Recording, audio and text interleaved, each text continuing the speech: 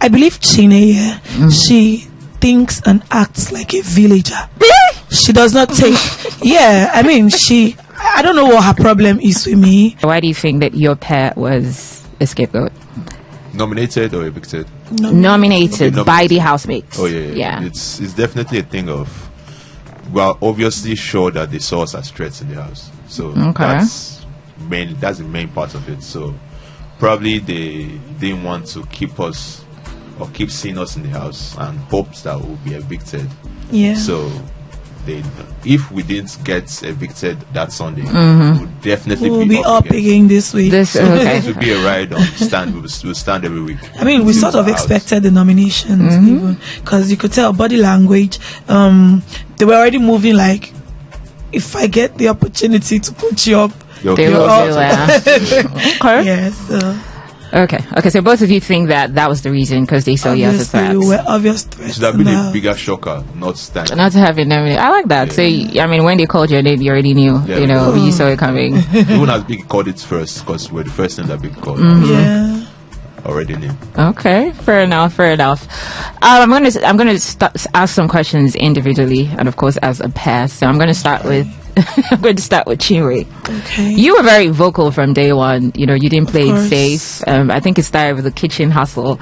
I think that was the first time we saw you in action. And some people even said, because I did see on social media, they could count on you to bring the violence, even when every other person wouldn't do that. So what was your strategy going into the house, or was any of that your strategy to bring? No, that wasn't my strategy. In real life, it's still the same thing. I am no pushover. There's only so much you can do, and I am quick to set boundaries in that sort of environment. Yeah. If you want to maintain your respect, and your boundaries, then you should let them know. Otherwise, the moment you start to allow certain things happen, other people will take advantage, and I wasn't having any of that. So it was more like it was you. It was CHINNE. None of that. It's typically how I am in real life. Okay. But did you have a strategy going in, though? I'm curious. And what was it? The strategy going in was just to literally be myself, because I mean, I am an entire package.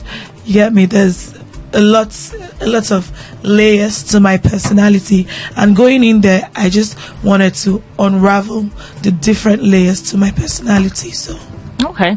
Yeah. I mean, for you, Zion, you were, I mean, just even judging from watching and what the housemates have said. For instance, Tofa, I think it was like 2 days ago, gave a shout out to you, saying that you never really had any issues with anybody, that he feels like you're going to be G's outside. So you seemed level. Tofa is my G for sure. So, yeah, definitely, because he spoke good about you. So you seemed, level-headed, trying to resolve issues. I think there was one part where you even spoke about how you can go through the house without having enemies. You don't have to have friends, but you don't have to have enemies as well. So my question would be, now that you're out, I mean, you seem to be cool with everybody. Was there really any person or a pair that you could not stand in the house? So I wouldn't, like, the thing is, for me, I get pissed off. I actually get pissed off easily. Yeah, but it takes a lot to actually piss me off. Still, like, it's little things can piss me off, but for you to get to know those little things that can piss me off, it actually takes you being close to me.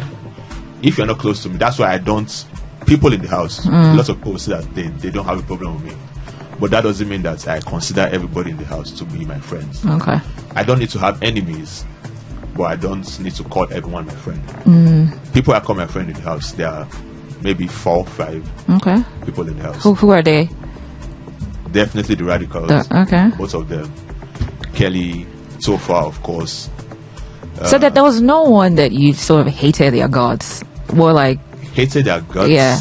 Or maybe that's such a strong word, but you just sort of didn't feel. No, I get what you mean. Like, if I'm to say hated their guts, it would maybe be their guts. Because if we're talking about, because there are instances where I had unlikeness for Wani and Handy. Okay. Mainly because of the Ruti situation. Okay. Yeah, but I will not say I hated their guts. Okay, you just... Then, but the person I can say maybe I could have, if she stayed longer, I'd have hated her guts, would have been CHINNE. CHINNE, yeah. Oh. Because she was really starting to do things in the house that would just make you feel like, where are you from? Actually. Speaking of, I mean, I was about to go to CHINNE, but since you mentioned CHINNE, I'm just going to get there. So she was on, I can say his name, she was on Heroes Therapy. Okay. And then she had said, actually, it concerns both of you, actually. So she had said that CHINNE is, I'm going to quote her, she says, you're bossy, and it looks like you want the world to revolve around you, and that you're the reason that Zion stopped talking to her. You know, what's your opinion about that, both of you? I'm going to start with CHINNE because it was you she really tackled more. I believe CHINNE, she thinks and acts like a villager. She does not take... I mean, I don't know what her problem is with me. I don't know why a grown-ass woman would assume... Okay, you can't curse though. So. I didn't curse. But, I mean, she's grown. You get me? Yeah. If you have an issue with me, you speak to me about it.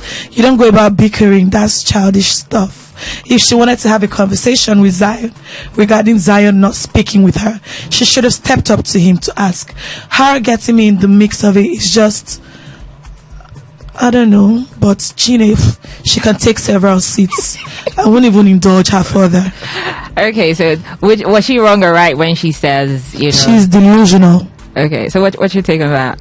So on me not talking to her, it really has nothing to do with CHINNE. It has everything to do with her behavior. Yeah. So, okay, I'll just name one instance. Okay. Where, the main thing that actually made me to be like, I really don't need to be talking to this person. Is CHINNE's locker is right next to my locker, in the locker room, and multiple times CHINNE puts her things in my locker, and I come back, I see things in my locker, and I know obviously it's CHINNE's things, and I don't even make a fuss. She would just come and be like, "Oh, Zan, sorry." Then she might move some things. I'm like, "Don't worry, leave it," because I'm not using locker space right now, so you can use it. So you had nothing to do with. No. Okay. Then it was the time when CHINNE came to me, like she was pissed. Then she was like, CHINNE left dried clothes on because we have the dryers outside where we sun our clothes. She left dried clothes there to save space for her wet clothes. For clothes she had not washed, and we had washed our clothes. I had done the laundry and brought the clothes out of the machine. Now I needed to air dry the clothes. Her clothes were in like 2 dryers and they were all dry. I went to her thinking she was reasonable in the least sense of it. CHINNE, please, can you come take your clothes off the dryer so I can dry our clothes? Because if you leave damp clothes for a while, they start to smell. They start to bring out some smell. And she's like, that's not now, please. That the reason she left her clothes there is because she wants to wash later. Okay. So when she does the laundry later, she can spread them there. And I'm like, okay, but I have done laundry. Let me spread these ones so they can even dry before you get to wash. That was where CHINNE concluded I was bossy. Oh, okay. So, because of the time I have, okay, you wanted to say something. For me, like that was civilized behavior. Because there's no way you can be in a house that is not your house. That's his biggest house. Biggie has provided these things for everybody. Everybody. People have washed their clothes. Let them dry their clothes. Your clothes are dry, and you are leaving them there for when you want to wash again. That is uncivilized. That is just. I don't know where she had that thought process. Okay. Nobody had done that in the house. So 2 words: villager, uncivilized.